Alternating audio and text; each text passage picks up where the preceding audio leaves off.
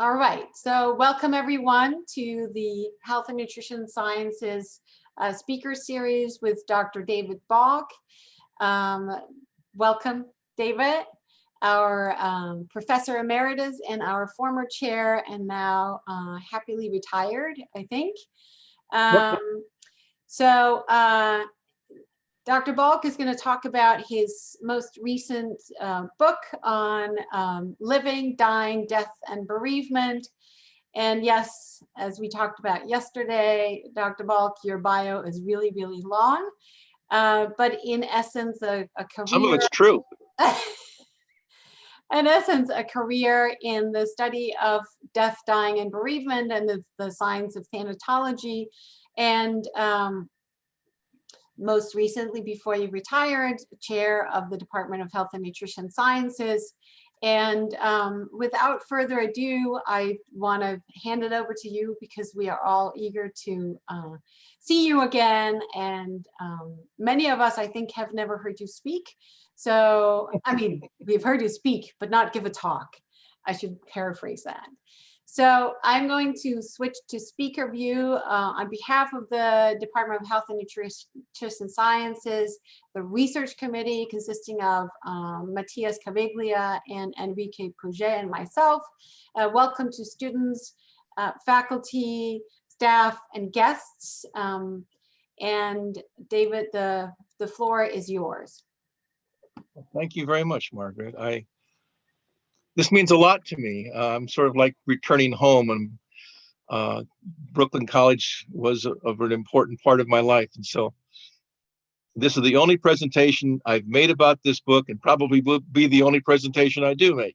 But I appreciate that very much. And I also want to tell you how much I appreciate your help. You make access user-friendly, and you have an attention to detail that the only other people I know who've got that in my life are my wife and my daughter, because I don't have that attention to detail. So thanks a lot. So anyway, I'm going to be talking about a book that I finished in the year 2020.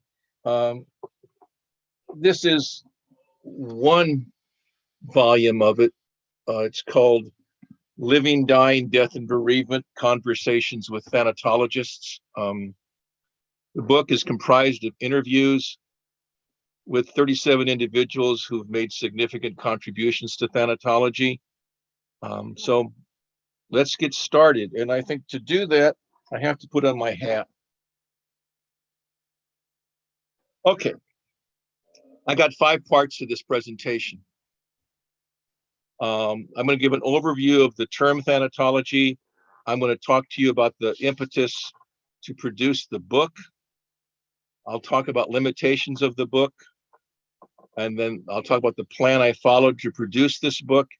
And then I'm going to offer some personal reflections on the conversations I had with these 37 people.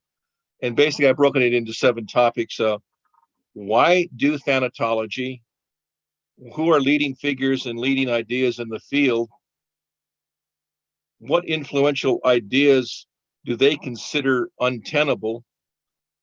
What are ideas they wish were taken more seriously? The role of generativity in their lives, the phenomena of feeling on the margins if you're in the field of thanatology, and then things that I learned that were unexpected or out of the ordinary. I'll stop if I keep going on unlimited so that I can leave time for questions. And if I just get carried away, Margaret, mute me and tell me to stop talking. Let me note as a prelude the dedication of the book. The first, it was dedicated to my wife and my daughter. But secondly, I dedicated it, and I'll read this, to the administrators, faculty, and staff of Brooklyn College, particularly to the faculty and staff of the Department of Health and Nutrition Sciences, who made welcome during 15 productive years at CUNY, a wandering thanatologist from the wilds of the American Midwest. I appreciate the trust and friendship you offered. Okay, so now to the presentation in particular. First, I'm going to give an overview of thanatology. The word thanatology is a strange, difficult word. It's not even as long, I don't think, as the word refrigerator, but for some people, it's a difficult word. And when people ask, what is thanatology? And the answer is the study of dying, death, and bereavement, the most common response I have ever heard or seen is avoidance. I mean, I used to go to those open houses and promote our degree in thanatology, and they'd ask me that question. I'd tell them, and most people would step back and they'd say, oh, and they'd walk away. Some people, though, say, oh, tell me more. And the conversations that I'm going to present in this, that are in the book, are from persons whose lives and whose careers have focused on thanatology and addressing the desire to learn more. It would be impossible, I think, for people who live in this time of COVID-19 not to understand the salience of thanatology for our lives. I mean, there's other issues as well. The aging demographics in most countries. The leading causes of death around the world are primarily debilitating, lingering causes of death. The realities of how most people die, it's they die in pain. They die cooked up to machines, particularly if they're in Western countries. They often die surrounded by strangers. Another phenomenon that shows the salience of thanatology is the growth of hospice. There is a strong effort now within the medical field in particular that a good death will become a medical norm. We've got other topics, the genocidal wars in Africa and Middle East. We've now become quite well aware there are constant lethal assaults on Black Americans in this country. Now we're learning about the assaults on Asians. Colleagues and I have identified the incidence and prevalence of bereavement on a college campus. And then there's an increase in numbers of countries and the number of states in our country that are seeking physician-assisted dying. Thanatology is a multidisciplinary endeavor. It involves so many disciplines. I have a list here. I'm only going to mention a few, but there's at least 30 disciplines that contribute to the field. Among them are philosophy, art, medicine, anthropology, psychology, theology, social work, sociology, public health, gerontology. It goes on and on and on. The field of thanatology has not gained an identity as an academic discipline. There are a few colleges that offer undergraduate or graduate degrees. Brooklyn College is one. King's University College in London, Ontario is another. Hood College offers a certificate, and Marian University has an online program, but I cannot find any other programs. One of the reasons may be that if people take the field seriously, they're going to say it's impossible to staff a department with all the multidisciplinary requirements. But I think the real reason that thanatology has not gained a foothold as an academic discipline is the denial of death that permeates our country and other societies as well. The 37 people I interviewed come from a multitude of disciplines. Some of them come from multiple disciplines, but among them are psychology, religious studies, social work, nursing, history, theology. All right, I'm going to tell you about the impetus I had to produce this book. I have a tremendous interest in history, and I was aware that many of the important contributors to the field of thanatology have died. I'm going to mention people whose names may mean nothing to many of you, but they're really big deals in the field of thanatology. These people are people like John Bowlby, Eric Lindemann, Catherine Sanders, Cicely Saunders, Hannelore Wass, Richard Kalish, who at one point was a member of the Department of Health and Nutrition Sciences, but then was denied tenure, and then went on to Oberlin College and became famous. There are many others who are alive but are in old age, and their writings have shaped our thinking. And we know little about what shaped their lives. And I thought if we don't find out soon, it'll be too late. So I decided to go after that. The second impetus that I had is this book is an oral history of the field, although it's a limited oral history. But I'm aware that the history of thanatology is being relegated to the sidelines by many of the practitioners in my field. There's a growing prejudice in the field of thanatology, and I think in other fields as well, that if a publication is more than 5 years old, it's irrelevant. And if you're going to make a proposal for a presentation at an ADEC conference, which is the big thanatology association in this country, you have to have, most of your references have to be 5 years old or less. Now, I am not trying to give the impression that I'm some sort of know-nothing troglodyte. I'm aware that there's been growth and development in knowledge, but I'm really concerned about how many people don't know their history, that they will begin to trumpet a new idea and not realize, well, Eric Lindemann talked about that in 1944.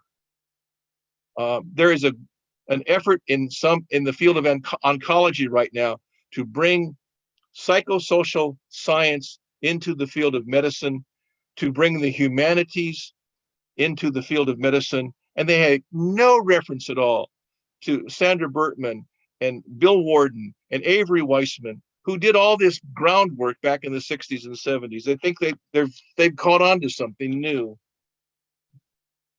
So I'm worried about a loss of historical perspective, and some of the things that are obtained in these conversations with these individuals provide a tremendous, I think, sense of where did the field come from.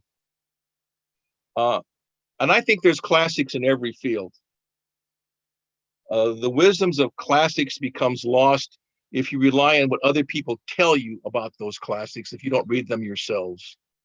And I think if you're going to give a solid higher education, you should ground students in the history of their field, not just in what people have written in the last 5 years. Now, okay, so the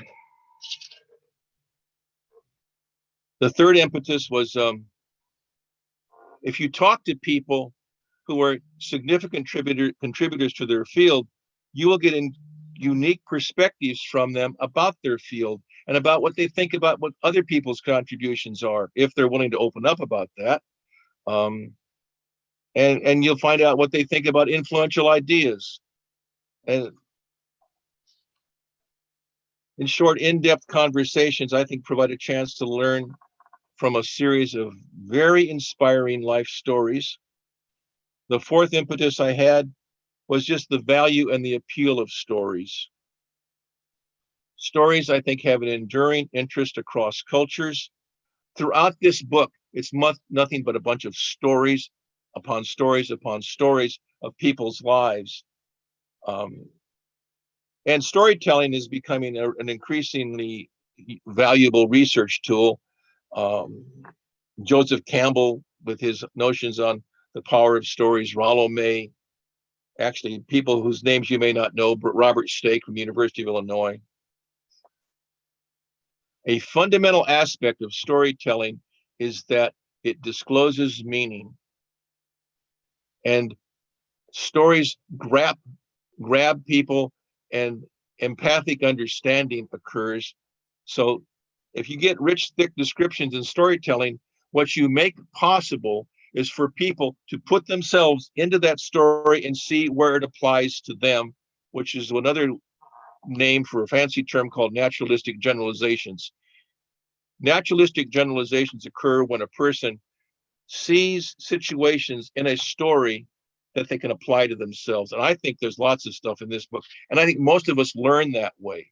Most of us learn through modeling, observing and seeing what others do. So I think these stories provide a considerable amount of modeling.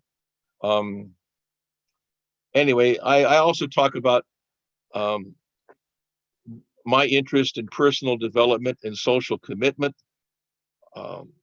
Everybody in this book has gone through a series of experiences that have contributed to their personal development. And every one of the persons who's in this book has made a strong personal and professional commitment to their communities, such as uh,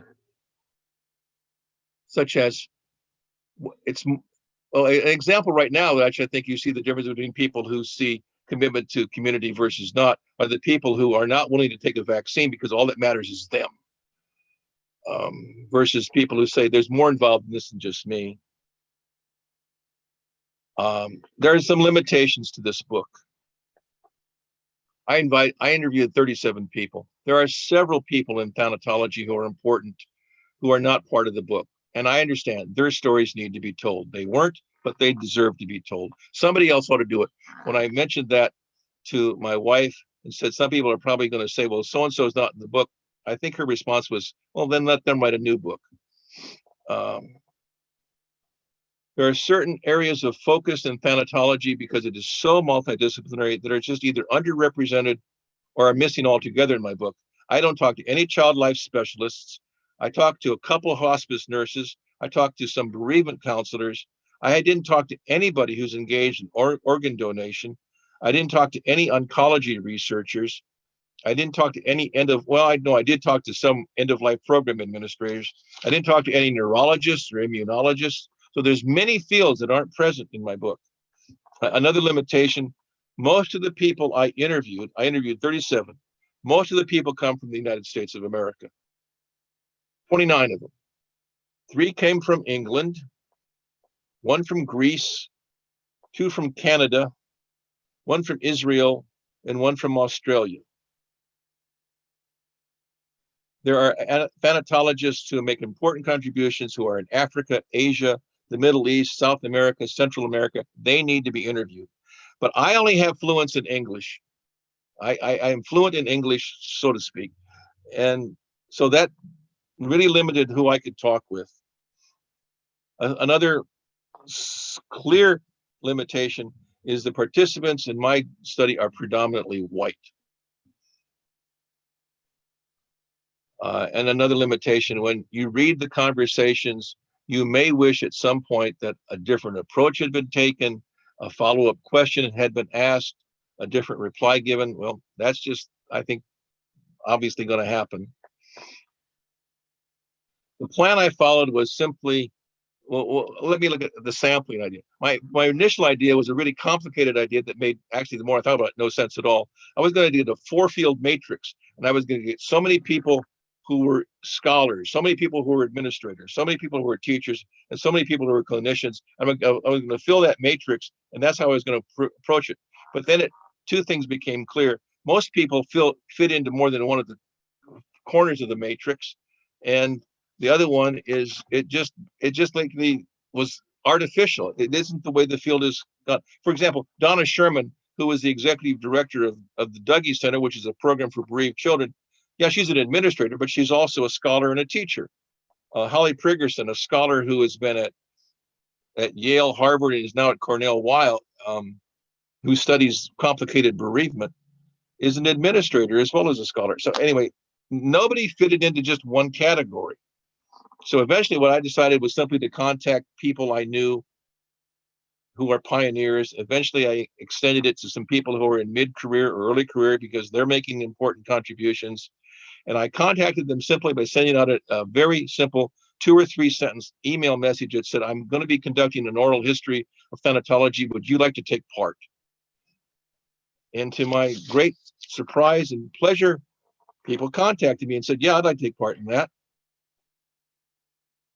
3 people initially agreed, but then they changed their minds. They told me, 2 of them said, I've thought about this, and there's some things in my early life I just don't want to go back over again. I don't want to share with other people. And one person simply said, I've changed my mind. I want to do it. The final sample has 21 males and 16 females. IRB at CUNY gave me permission to do it, and I got a small research grant from the PSC CUNY Research Foundation to do it. I wrote a set of interview questions. There's a term called foreshadowing questions. It's the notion that even before you start asking somebody about an important area, you probably need to figure out what are the questions you know you need to ask ahead of time, so that if you were going to talk to a person about COVID-19 and what it's like to be a physician in an emergency room, rather than just go in and wing it. They say, well, okay, here's some questions I know I need to ask. Once you start asking the questions, you may realize those aren't important questions to this person at all, or you may realize they're answering your questions before you ask them. So you really have to be aware of the questions. And so, but I put this set of questions together, and I set it ahead of time to all but one participant. All but Robert Niemeyer wanted to see it ahead of time. He said, I just want to have it come free. The idea of setting them ahead of time actually came from my wife. And it's a really great idea. It gives people time to think this stuff through and not just be caught off guard or just give you a sort of I don't know, a vague answer.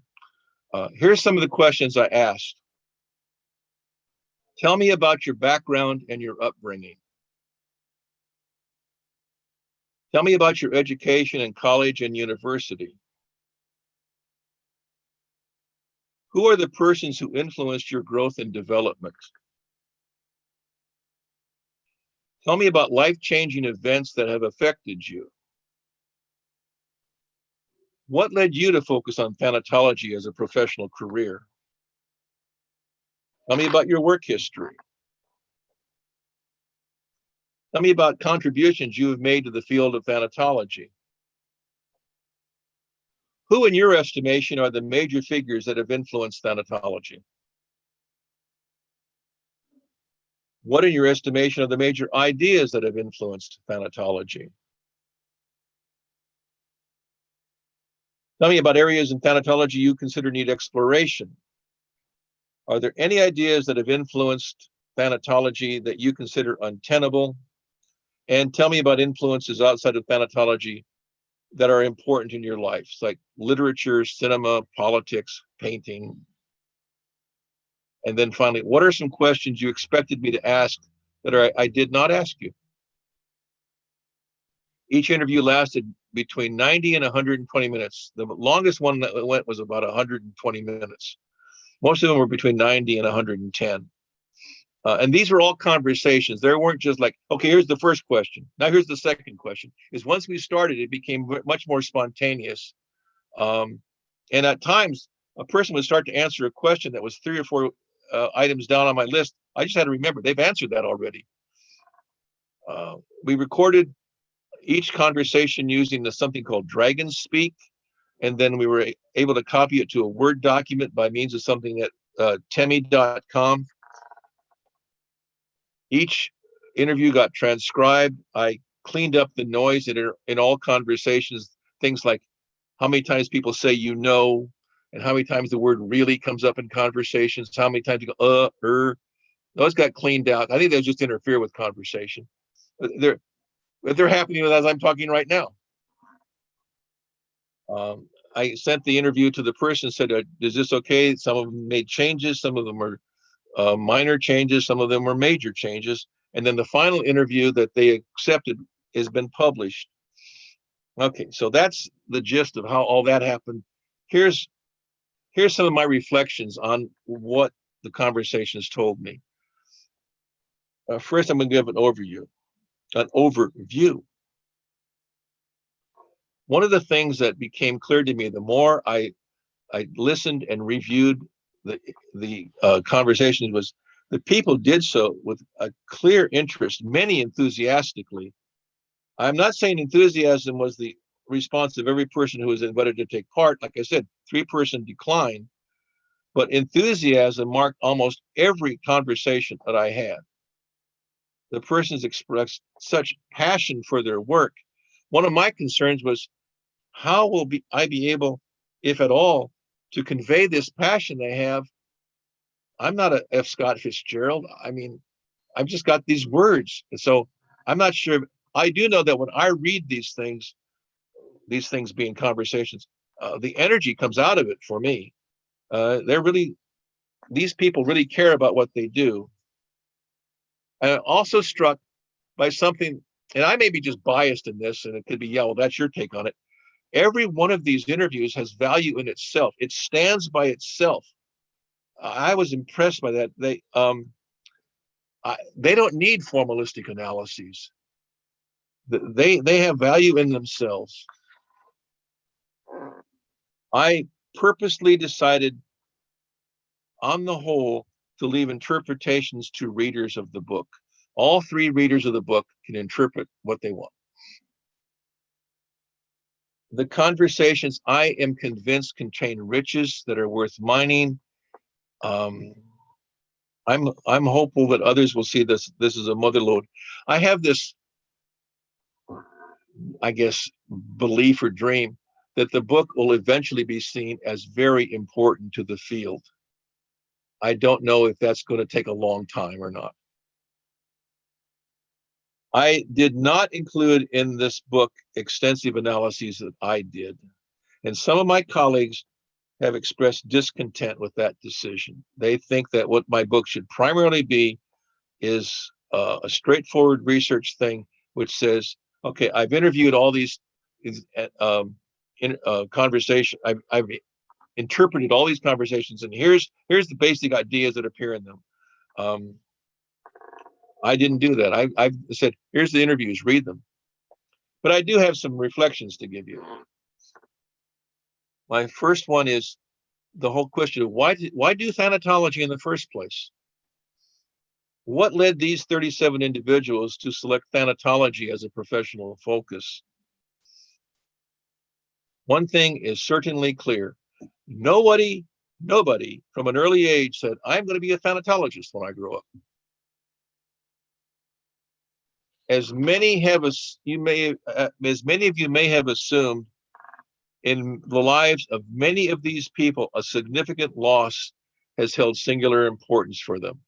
Something happened in their lives, almost entirely it would be a death. Somebody died, and that death had a huge impact. Many of these losses occurred in these people's childhood. In two cases, the losses occurred before the person was born. In two cases, siblings died before the person I interviewed was even born. And in fact, in one case, the woman was named for the person who died.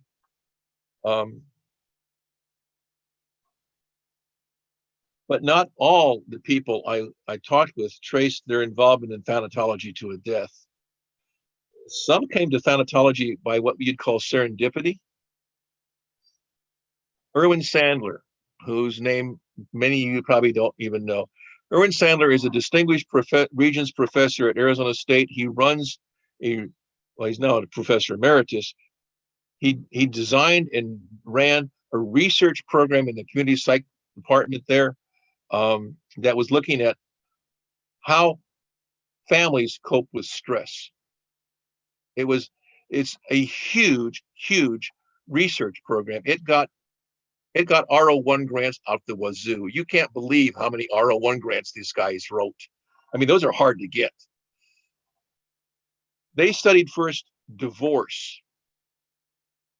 Then they studied diabetes, and they studied alcoholism, and then they turned their attention to bereavement. He didn't start out as a thanatologist, and he said that. He said, David, I'm not a thanatologist. I'm a community psychologist, but I'm interested in how people deal with loss. Dennis Class, who is the emeritus professor of religious studies at Webster University, and he's written the most remarkable book on parental grief. And he's probably the smartest guy I've ever met in thanatology. He's just really smart. He was a group facilitator and a consultant to the St. Louis chapter of Compassionate Friends. He did not have a child die. They asked him if he would come in and facilitate their group meetings. And that's how he got started into this field, by observing other people express their grief. There's a woman named Sister Frances Dominica. She's an Anglican nun, the mother superior of a group of Anglican nuns in Oxford. She's a registered nurse. She started the first hospice program for children because a family with whom she was friends had a terminally ill daughter, and she offered to help take care of their child. And that led to the notion of what else could happen with other people. And Donna Sherman, who is a really big deal in the field of bereaved children, she became involved with the Dougie Center in Portland because she answered an ad for a volunteer. She had never been involved in it before. She just answered an ad. Her husband said, "There's this program going on in Portland. I think you'd be interested." There's a woman who was at Illinois named Myra Bluebond Langner. She did a remarkable study in her dissertation of how do terminally ill children communicate the knowledge about their dying. She got to that on in secondary. She was going to study the Hopis and how they deal with education on the reservation. And she took a class that led her to study communication patterns. And part of it was learning how children talk about injuries. And it got her interested. So now she's, well, let me just say that name again. Myra Bluebond Langner is a really big deal. Her research is, her book is called The Private Worlds of Dying Children. It was a dissertation written at Illinois. I was at Illinois 2 years after she graduated. I could take her dissertation off the shelf, and I did 4 or 5 times, read the whole thing. And then I found out she had written a book. And in a book, she says, "This book is based on my dissertation." And I said to her one day, "Myra, this book is your dissertation." And she says, "Well, they didn't want me to say that." Then there's another person who got into this field by serendipity. Her name is Barbara Monroe. She's the woman who got St. Christopher's Hospice in England, which is the first hospice, modern hospice, to get out of bankruptcy. They had very badly mismanaged their funds, but she didn't start out in this field. She started out as a social worker dealing with people who got out of prison. She got her job initially at St. Christopher's Hospice because it gave her a shorter commute. That's the story. She says, "I got a shorter commute to work." And then she got involved. So anyway, the second topic I got is personal reflections. Who are the leading figures, leading ideas? Not surprisingly, many persons, when asked that question, mentioned the same names. These are the leading figures. I think that pattern would occur for each of you. If you were to be asked, who are the leading figures in your field? You'd say, okay, here's the names that come to mind. Some names were from the past. You'll know some of these names, well, at least one of them, maybe two. Sigmund Freud, you've all heard of Sigmund Freud. He wrote a very famous paper in 1917 called Mourning and Melancholia. It has had enormous influence on my field. There's a man named John Bowlby. His name was mentioned. He wrote a 3-volume study of bereavement and attachment theory. Hermann Feifel, a psychologist who wrote a book called The Meaning of Death. Ernest Becker wrote a book on the denial of death. The other name you're probably going to recognize is Elizabeth Kubler-Ross. She wrote on death and dying, and she's just a mainstay in the popular culture. I mean, the stages of dying are just, they're just become part of the woodwork. Cicely Saunders was named, as Richard Kalish was named. Richard Kalish has a metaphor, an image that he says, he talks about the horse on the table. It's sort of like the elephant in the room. People don't want to talk about death, but it's obviously all around them in the room. They just don't want to talk about it. I was surprised how few people mentioned Eric Lindemann. Eric Lindemann was a psychiatrist at Harvard. He studied people who survived the Coconut Grove fire. He developed something called the acute grief syndrome, which is a big deal. And I was surprised that people didn't remember him. He is the one who developed crisis theory, how you do crisis intervention with people. I was surprised not as many people mentioned him. I also was surprised how many people, I don't know the numbers here, but how many people, when I asked them, who are the leading figures, mentioned nobody from the past. It was, perhaps the term leading figures means to them, who's contributing now? I don't know. I mean, it's that whole thing about what did I mean by leading figures? What do they mean by leading figures? But I was surprised how many people didn't mention Freud, Lindemann, Bowlby, any of these people. They mentioned people whose names are very familiar to me, and I imagine to Janet as well, because Janet teaches the thanatology course, maybe others as well.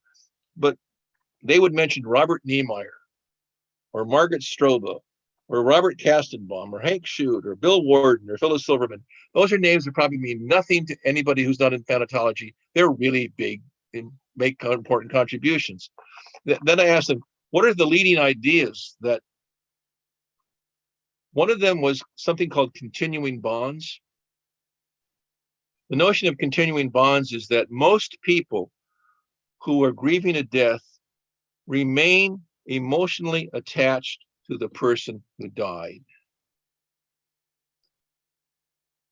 For a while, for quite a while, people were told not to do that, that it was pathological to remain attached. You had to sever your attachments. Well, continuing bonds turned out to be a really prominent phenomenon. But there are some people who need to let go. Well, that's a different story. Another leading idea mentioned was attachment theory. Attachment theory basically says the reasons human beings grieve is they have become attached to somebody and those bonds have been sundered by death. And you rebel at the loss of those bonds. There's another term that people have mentioned, it's called disenfranchised grief. It's the notion that some losses are irrelevant. You're not allowed to grieve that loss. And the most, I'm saying this is the judgment that a society gives. We do not condone grieving that loss. And the most common, prominent example of that would be miscarriage. The death of a pet would be another example. Some that may is the death of somebody who was a heinous criminal but was loved by somebody in their family. They're maybe not getting supported. Another major idea in my field is what's called meaning making. The notion of assumptive worlds. There are certain things you take for granted, and at times bereavement challenges those assumptions.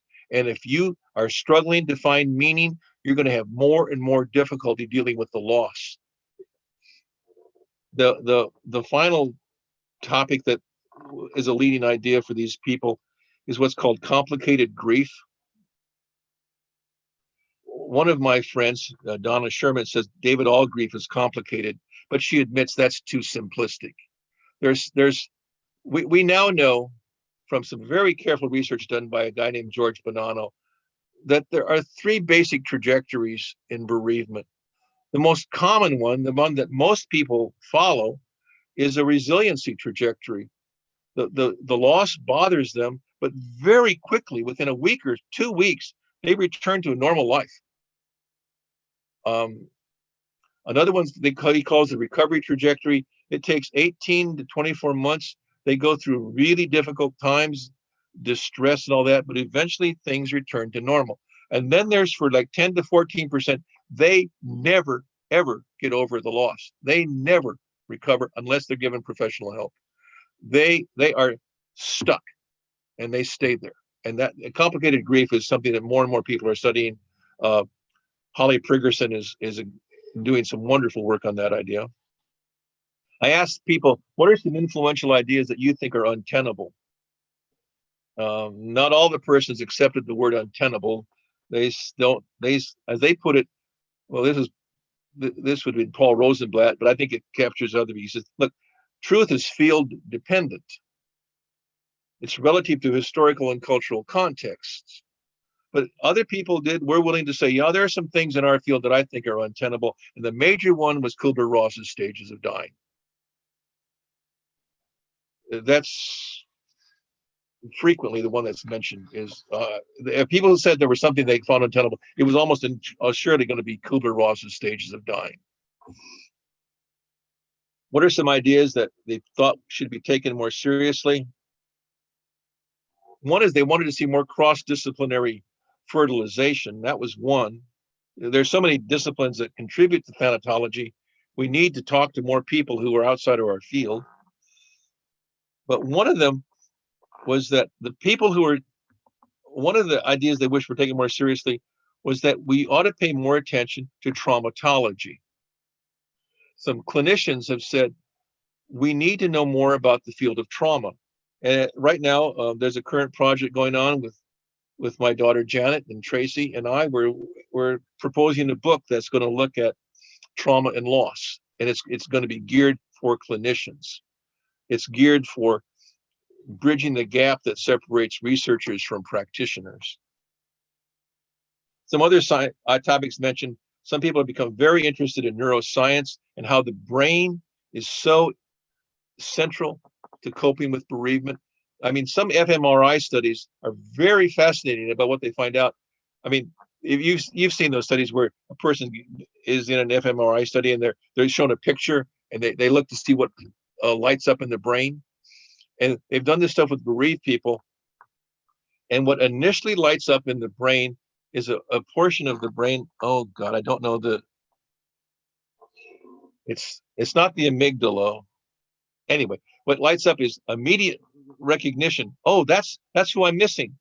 But then almost instantaneously, the frontal lobe says that person's dead.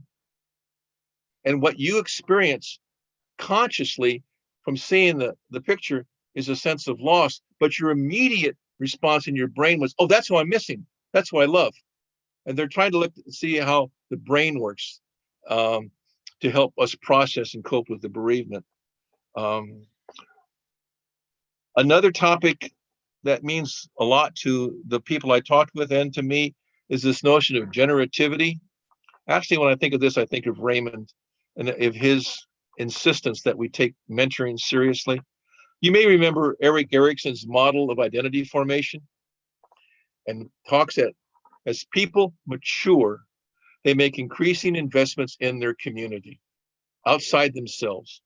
One aspect is displayed by what Erikson termed generativity, a deep interest to promote the development of a younger generation, to care for the growth and development of others who are coming up. Generativity is a characteristic of every person I interviewed. Not one person does not take mentoring seriously. Several of these people have been singled out by their institutions for their contributions to mentoring. I can think of not one person. No, there was no person that they're all involved in helping the growth and development of others. The sixth topic I came to my mind as I reflected on it was this notion of feeling on the margins. One of the reasons I think there's a taboo aspect to thanatology. There's a taboo aspect to death and dying. And many of the people who engage in thanatology say openly they do feel on the margins in their maybe either departments or where. I know I certainly did when I was at Oklahoma State. I got reported to the department chair for teaching too much about death. I had a course on adolescent development, and one aspect of the course had to do with crises, and so we were studying suicide. Students walked into my department chair and told they were upset with me because I was taking too much time about death. I said, well, what else could I talk about that? Anyway. So David, I want to remind you that we want to leave a little bit of time for questions. I'm trying to do a Mike Pence thing here. Just keep talking and talking and talking. Okay. So I'll get beyond that. And then the last topic was that things learned and unexpected. I learned that several of these people have changed. Never mind. I'll stop there. What do you want to talk about? Thank you so much, David. I really have to say, and I think that many people share this, I miss the conversations with you and the insights and the enthusiasm about what we all do. So I think you also share the enthusiasm about this topic.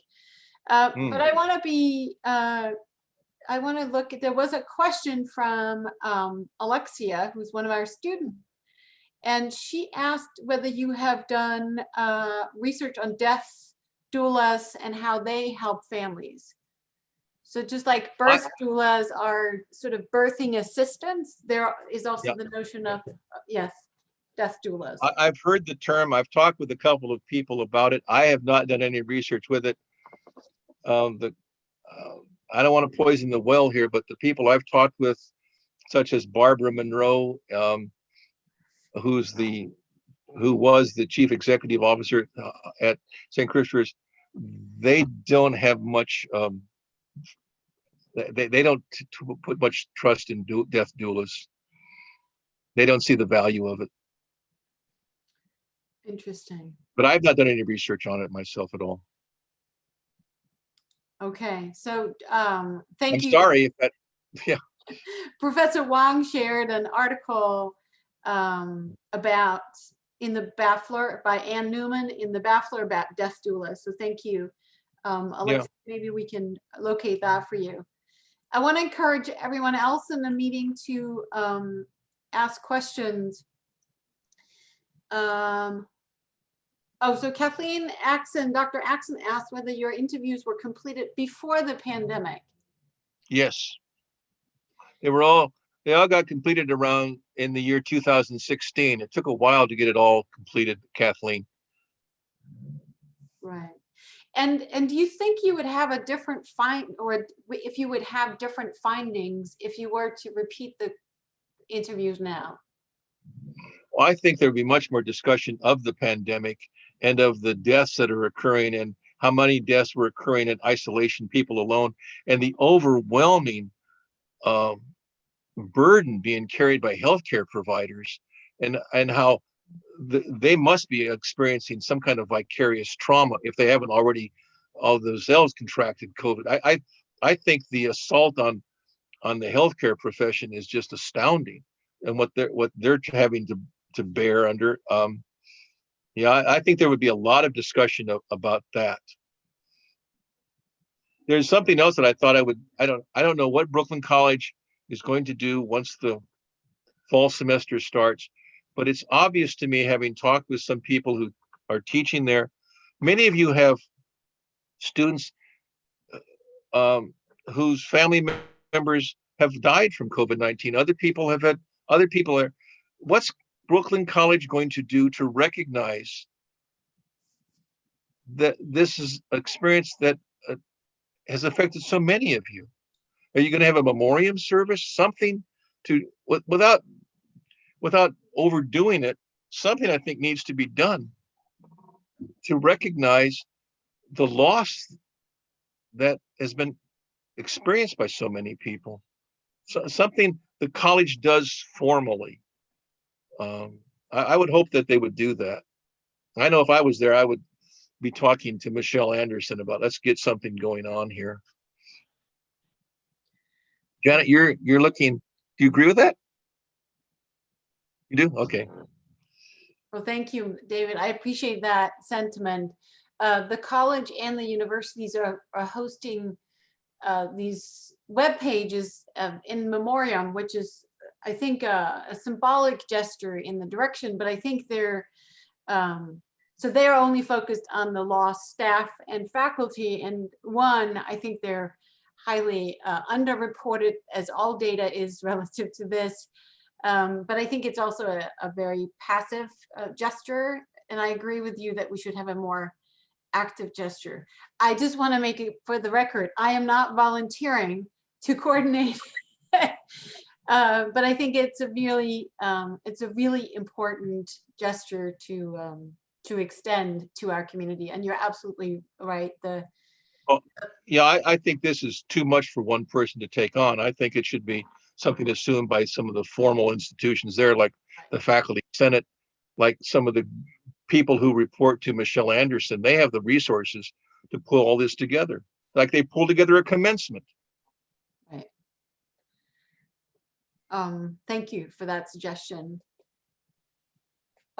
We also have the college is hosting Kyoka. Thank you for Professor Koizumi mentioned that the listening project that we have on COVID, where students, staff, faculty are encouraged to submit art, writing, music, poetry to help in the trauma-informed pedagogy, and to sort of have a repository of those experiences and responses. Other questions? My concern is that this is a pet peeve of mine, is that the wrong response is, we'll just refer these people to the counseling center. Right. I think that is absolutely the knee-jerk reaction for sure. Other questions? We have students in the room. I think you feel free to, right. Okay, thank you. So Susan Jakubowski also has a question. Families struggle with their loved one receiving individual recognition rather than being part of this very large COVID victim group. Any thoughts on that? Well, yeah, I think there's two things. One is part of it goes back to, I think that the college itself needs to do something that gives an official recognition. And then I think the harder part is the notion that life goes on, not to get just that all that matters is the COVID loss. Right. Are we over? No, we're not over. We're not over. Yes, that all that is, and right.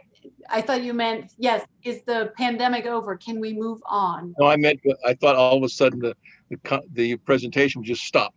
Oh, no, we're good. People left in a huff. Okay. We still have 5 minutes to go. Okay. So maybe this next question from Alec Douglas is, did the pandemic teach you anything new about bereavement?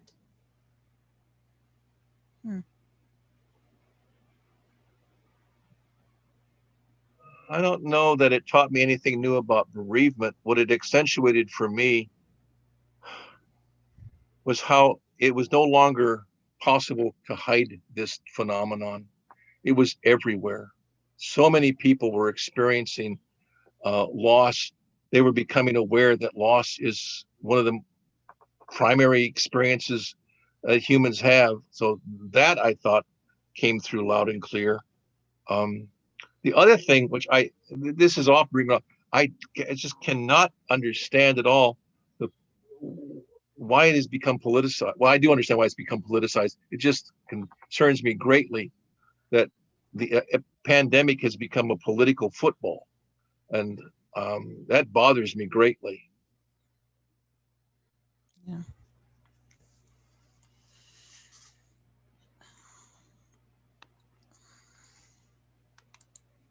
I guess another thing that about bereavement is how many people have been emphasizing how dreadful it was for so many people who died alone.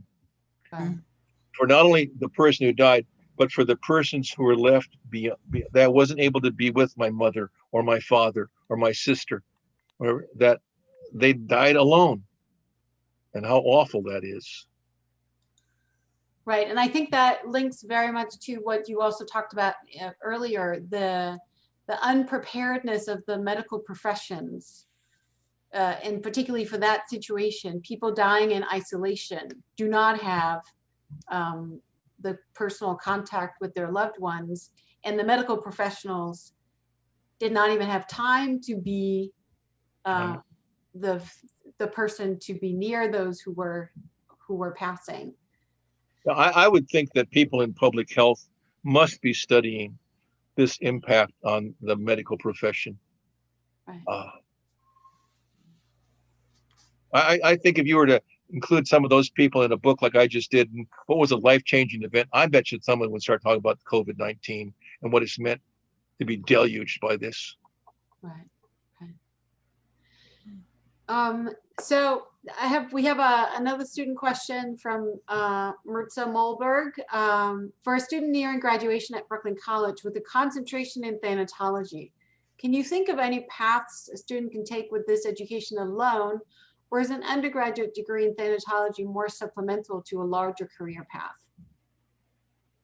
Well, I don't think that there's any career path that's going to open up for somebody who has only an undergraduate degree in thanatology. I think it's a wonderful preparation at the undergraduate level.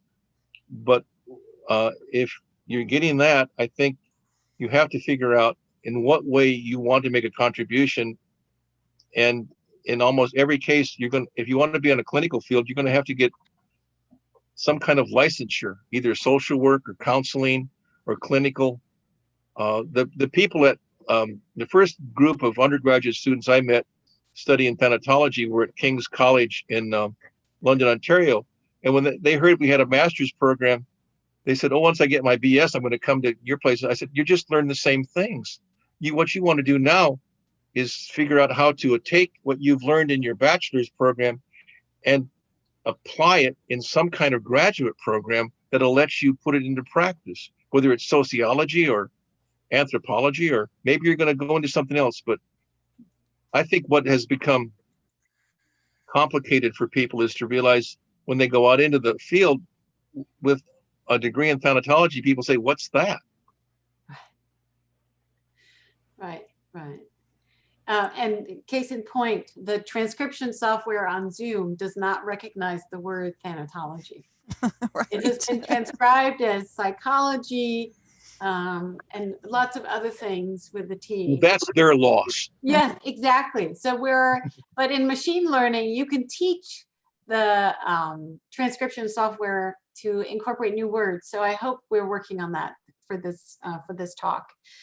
Unfortunately, we're out of time, and I want to be cognizant of everyone's schedules. But we did have some more questions that maybe we can send to you, David, and then we can get catch up on those. Some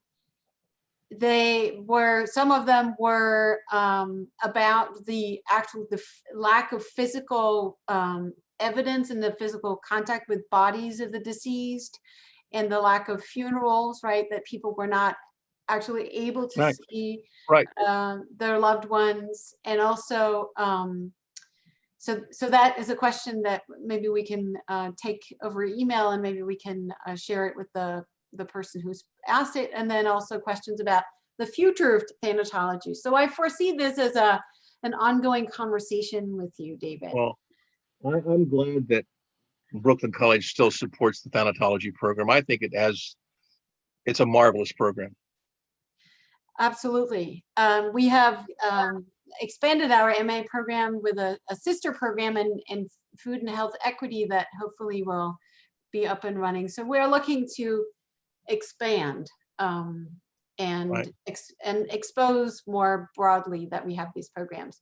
So I want to also mirror some of the comments in the chat that are of your former colleagues, David, who really appreciated being able to be here and listening to your talk, and the ability to ask questions and also watch your interaction with student questions. So once again, I want to thank everyone for coming. David, thank you so much for indulging us and for providing It was my pleasure. This history. My pleasure. This history is so important, as you say. So thank you for documenting. And please tell us what we should do next in subsequent conversations. So thank you again, everyone. Be safe out there. This wraps up our speaker series for the year. So be well, and David, be safe out where you are. I think you are vaccinated, is that right? Got both shots. I'm fully vaccinated. More than 2 weeks have gone by since the second shot. Excellent. Both Marianne and I are fully vaccinated. Excellent. My daughter is soon to be fully vaccinated. Excellent. Thank you. Thank you. Be well, everyone. I'm going to stop the recording, and the recording